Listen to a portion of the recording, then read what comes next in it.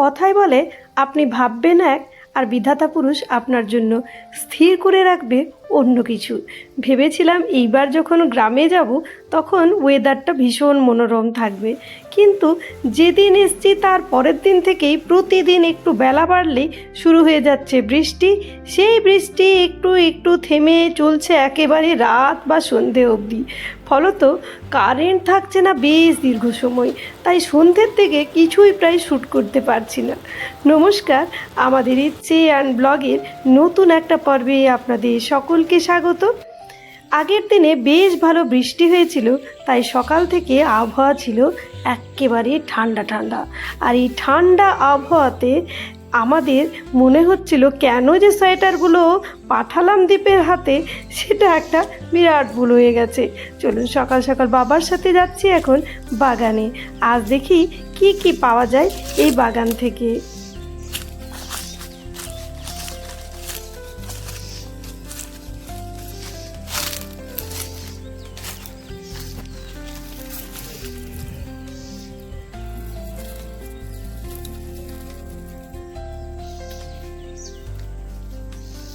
আর হবে না, সিজন শেষ। হ্যাঁ, মটরশুঁটি ভালোই ধরেছিল।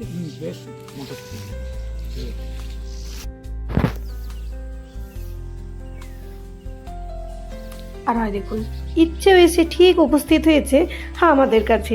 দূরে ওই পাখিগুলো কেউ ভেবেছিল গিয়ে পরে ধরতে পারবে, কিন্তু পাখি কি ধরা দেয়?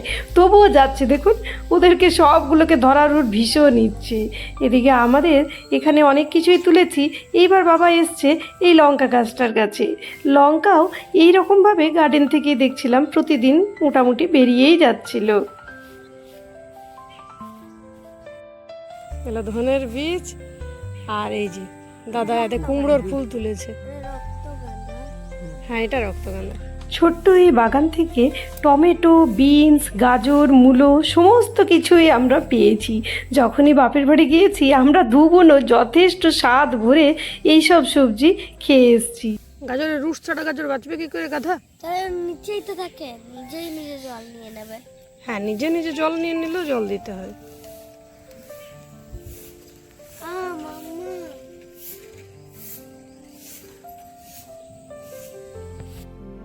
এই দেখুন, আজকে হারভেস্টিংয়ে এগুলো পাওয়া গেছে।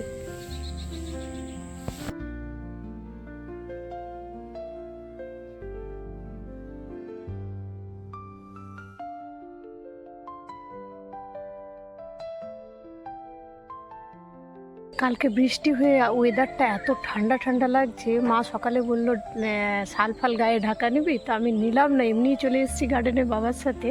বাবা ওই লাউটা তুলে নিয়ে গেল, আর আমি এখন ওই যে পালং শাকের শীষ পালং হয়ে গেছে না, তার মধ্যে প্রচুর পাতা রয়ে গেছে, সেই পাতাগুলো একটু তুলবো। তো সেই জন্য এসেছি গার্ডেনে। আরও যদি কিছু থাকে টুকটাক সেগুলো তুলবো, কেননা বাবা এখন থেকে, বাবা রিটায়ারমেন্টের পরে কি করে, গ্রামের যেসব বাচ্চারা আছে তাদেরকে গ্রামারটা পড়ায়। তো বাবা এই সময়টাতে বিজি হয়ে যায় বলে সকালে বাবা বেশিক্ষণ সময় পায় না। আমি এখন দেখি কতটা কি তোলা যায়।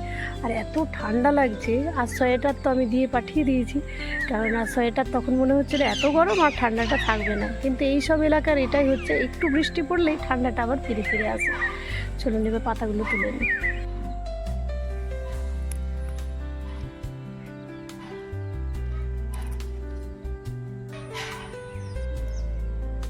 এই পাতাগুলো দিয়ে খুব সুন্দর, মা যখন পালং শাকের কিছু বানায় খেতে খুব সুন্দর লাগে। এমনিতে পালং শাক আমরা যখন কলকাতায় কিনে বানাই, সেই পালং শাকের পরিমাণ যায় প্রচুর কমে।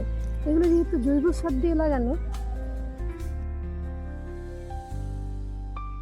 এর মধ্যে শাকটা কমে যায় না। ফোনটা আবার রাখতে পারছি না, হাতের মধ্যে ফোন আছে আমার ধরা, কেননা বৃষ্টি পড়েছে, নিচের মাটিটা আর কি,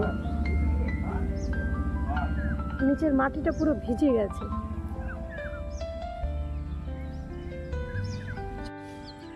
আর এই যে আমি শুধু পালং শাকই তুলছি না, এখানে পালং শাক বেশ খানিকটা তোলার পর আমি ভাবলাম যে ধনের বীজ যেগুলো রেখেছে বাবারা, তার মধ্যেও তো প্রচুর ধনে পাতা আছে, তাই খানিকটা ধনে পাতা তোলার লোভও সংবরণ করতে পারলাম না। এবার তাহলে বাড়ি ফিরি, বাড়ি গিয়ে দেখি মা কী করছে।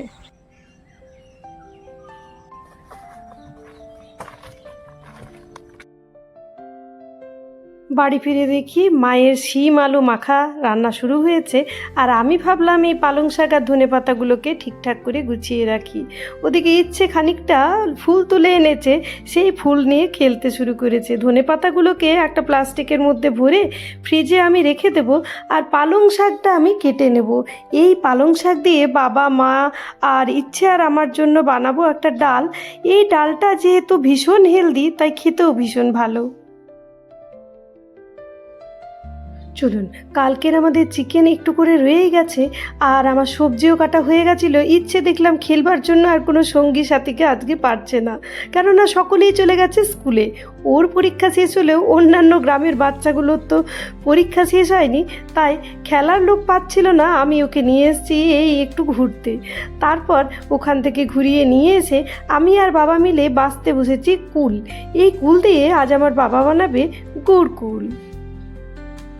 যখন ফুটে উঠবে পরিমাণ মতো একটু নুন দিয়ে আর ফুলগুলোকে ঢেলে দিতে হবে। গুড়ে পরিমাণ মতো জল দিতে হবে, কেননা গুড়টা গলে পরে ফুটবে।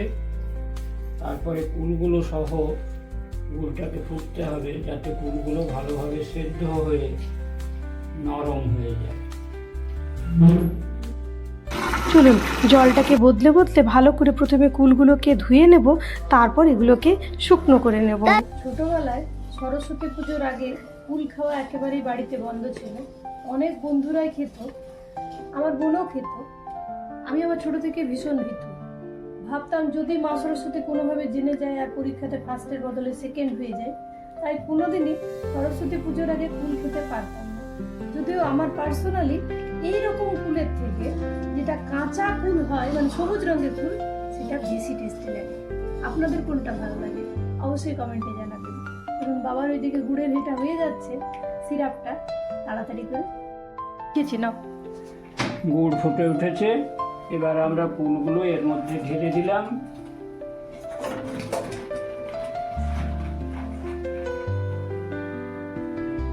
গুড়ের সাথে গুড়টা খানিকক্ষণ ফুটবে, যাতে কুলের মধ্যে গুঁড়ো ঢুকে যায় আর কুলগুলো সেদ্ধ হয়ে নরম হয়ে যায়।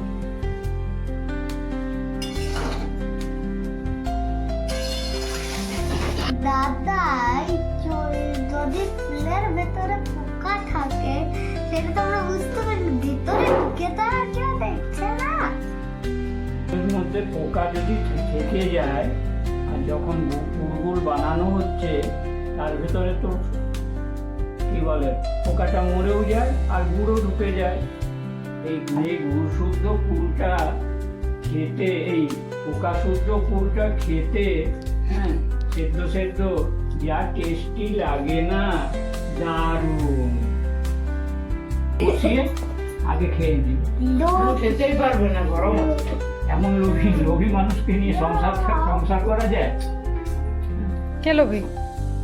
আমার গিন্নি সবাইকে, একটা ছোট বাচ্চা আদরের নাতনি, সে বসে থাকলো দিব্যি বসে বসে গুড় কুল চুষছে।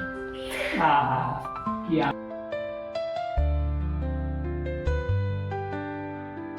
আপনাদের সাথে অলরেডি শেয়ার করেছি পালং শাক মুগ ডাল দিয়ে পরে। তো পালং শাক মুগ ডাল আজকে এখানে আমি বানাচ্ছি। রেসিপিটা হয়তো ফুল আপনাদের সাথে শেয়ার করতে পারবো না, কারণ অলরেডি আমি দিয়েছি। তো যে সকালবেলায় পালং শাকগুলো তুলেছিলাম সেইগুলো এখন আমি কেটে নেব, আর ওইদিকে মুগ ডালকে নুন আর হলুদ দিয়ে পরে সেদ্ধ করতে বসিয়ে দিয়েছি। তারপর এটাকে একেবারে হেলদি করে বানাবো, যেহেতু আমি ইচ্ছে আর বাবা মা চারজনই হেলদি খেতে পছন্দ করি, একেবারে হেলদি করে বানাবো। তবে কিভাবে এটাকে আরও একটু ভালো করে বানানো যায় সেই রেসিপি অলরেডি আমার চ্যানেলে দেওয়া আছে, আপনারা দেখে নিতে পারেন। একটু গরম মশলা তেজপাতার মধ্যে প্রথমে ওই পালং শাকটাকে আমরা হলুদ আর নুন দিয়ে ভেজে নেব। তারপর পালং শাকটা অল্প ভাজা ভাজা হতেই সেদ্ধ করে রাখা নুন হলুদ দিয়ে মুগ ডালটাকে ঢেলে দেব। ফুটে উঠলে ঘি আর গরম মশলা ছড়িয়ে নামিয়ে গরম গরম পরিবেশন করব। চলুন, আমাদের তাহলেই রান্না কমপ্লিট হয়ে যাবে। সকলেই খেতে বসেও বলছি, আর আজকের মেনুগুলো জাস্ট অসাধারণ হয়েছিল। এই শিম ভাতেটাও ভীষণ ভীষণ টেস্টি একটা রেসিপি। শিম আলু বড়ি দিয়ে নিরামিষ মাখা, তার সাথে চিকেন আর মুগ ডাল। তারপর ইচ্ছে আর আমি একটু গুড় খাবো। জাস্ট অসাধারণ হয়েছিল এটাও। চলুন আজকের ব্লগটা এই অবধি। ভালো লাগলে লাইক শেয়ার সাবস্ক্রাইব করে সাথেই থাকবেন, আর নতুন ভিডিও পেতে চ্যানেলটাকে সাবস্ক্রাইব করবেন, পাশে থাকা বেল বাটনটা অবশ্যই অলে সেট করে দেবেন। সবাই ভালো থাকবেন, সুস্থ থাকবেন। দেখা হবে খুব তাড়াতাড়ি আপনাদের সাথে আবার নতুন একটা ব্লগে।